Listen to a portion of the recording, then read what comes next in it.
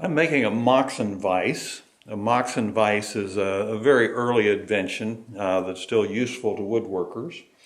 One of the reasons why I would want a Moxon vise is because it's held on the outside here by these bolts, squeezing wood in the middle, allowing a drawer side to fit down as low as you want. It will be mounted on the workbench when it's all done. And so one of the things I'm doing right now is I'm trying to inset these nuts and get them flush. So I've done one, and now it's time to do the other.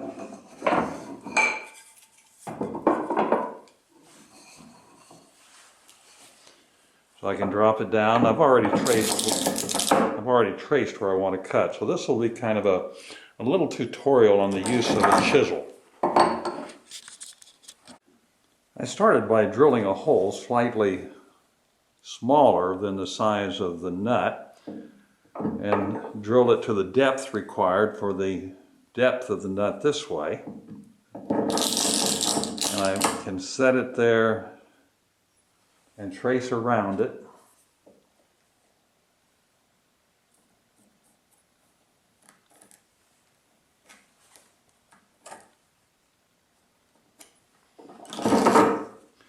One of the things that I find interesting about the use of a chisel is a craftsman will often hold it up here like this and try to get it closely on the line, and it's actually so much easier to just simply hold it like this and use a handle for striking.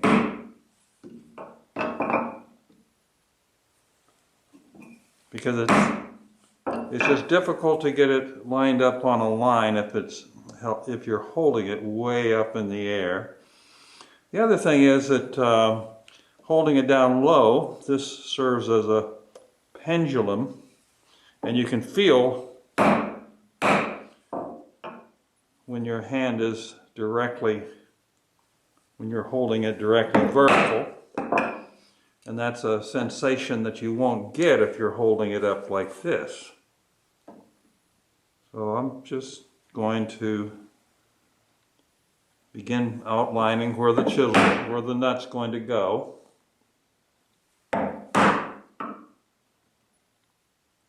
And following my way around the lines that I've marked.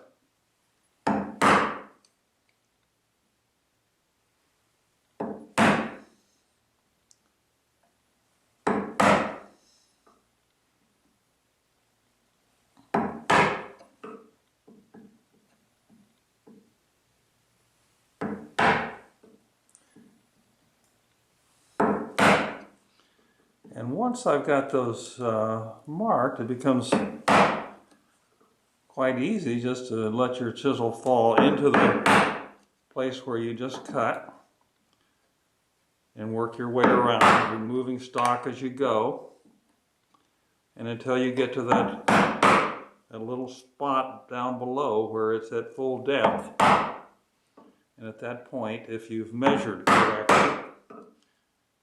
your nut should fit down flush.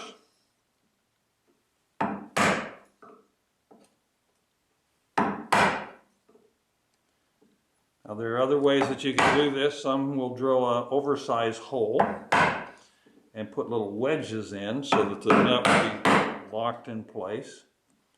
But you see that this doesn't take a whole lot longer than that, and it gives you good practice in the use of the chisel.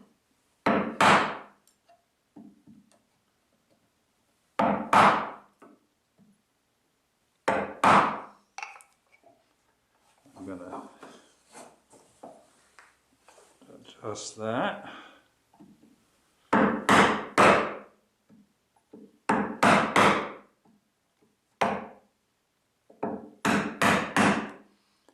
once you've formed that flat plane, you follow it as the chisel goes down.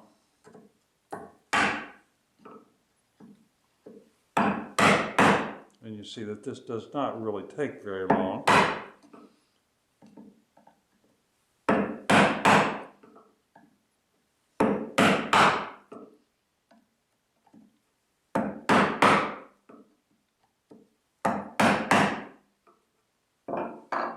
And I can check periodically as I go to see if it's actually going to fit. And it's just about there.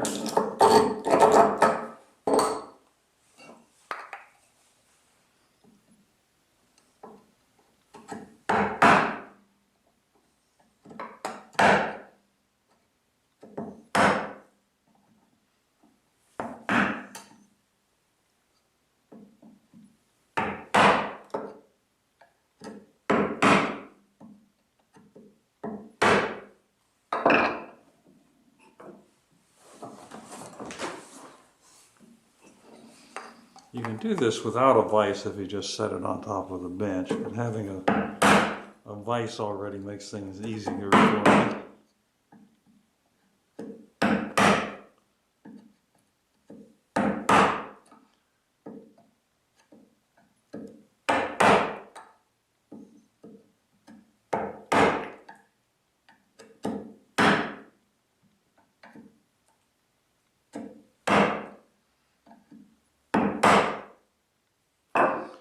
So when I get it down to where it's almost at full depth, I can come in this other way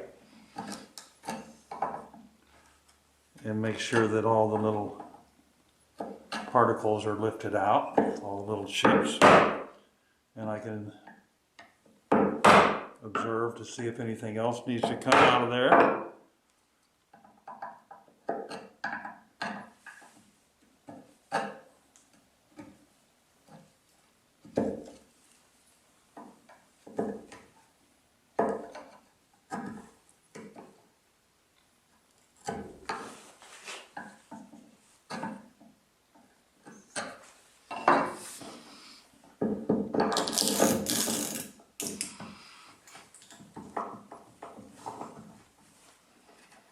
And if it's a little bit tight, I may see if it fits. I can mark exactly where I need to go with the chisel. And I can clean up that edge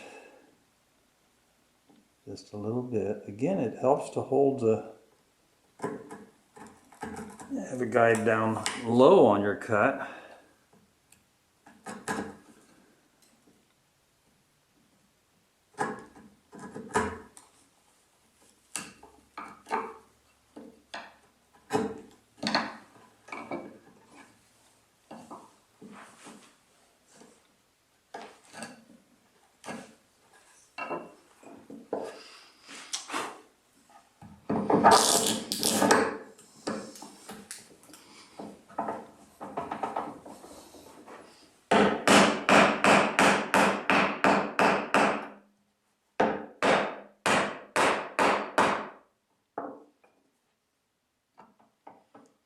That's almost it.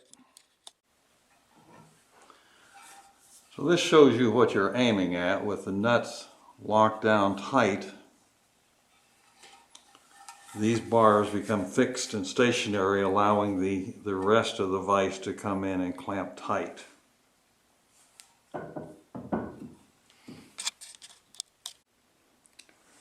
So this is the Moxon vise nearly completed.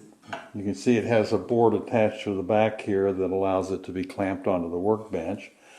I'm waiting for some bushing to go in here to make it operate just a little more smoothly and a little tighter. I'm also going to do some additional shaping on it to make it a little more comfortable to engage with my hands.